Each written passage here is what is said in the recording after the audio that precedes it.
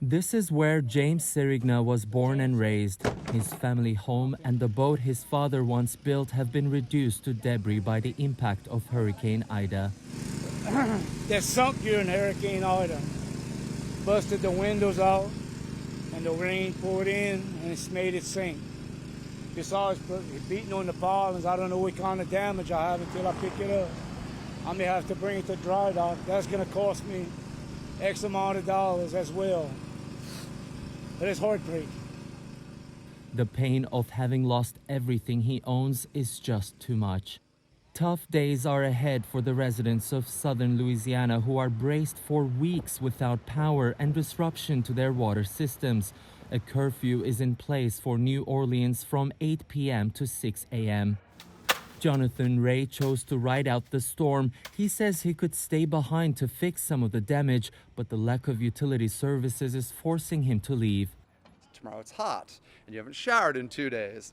And then you're out of beer and out of food and out of ice. So then day 3, you're miserable. Then people get crazy, But the thousands of people hitting the road at the same time, many gas stations quickly ran out of fuel. It's a difficult moment for many of the locals who decided to stay despite the hurricane. Many are now making the decision to actually leave the city because they realize they may not have power for several days to come. But here's another predicament. They now realize there's also a serious shortage of fuel, so many people on the road are also getting stranded. The storm took out all 8 power transmission lines in the area. Over 20,000 utility workers have been dispatched, but their assessment could take days, given blocked roads and limited access to certain areas. Oh, it's a lot of crazy stuff out there. Like boats on roads, houses on roads, everything just knocked over, the whole 9. With nearly 1 million customers still without power as of Wednesday morning, the state governor warned evacuated residents against coming back. If you have evacuated, now is not the time to return unless and until your parish informs you that it is okay to do so.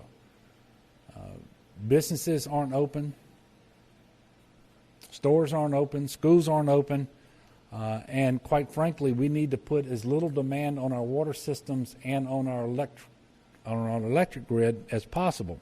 One estimate puts the economic loss from Hurricane Ida between $80 to $90 billion, and the recovery could take months. But the longer it takes to restore power, the more dire the situation will get on the ground. Ediz Tiyansan, CGTN, New Orleans.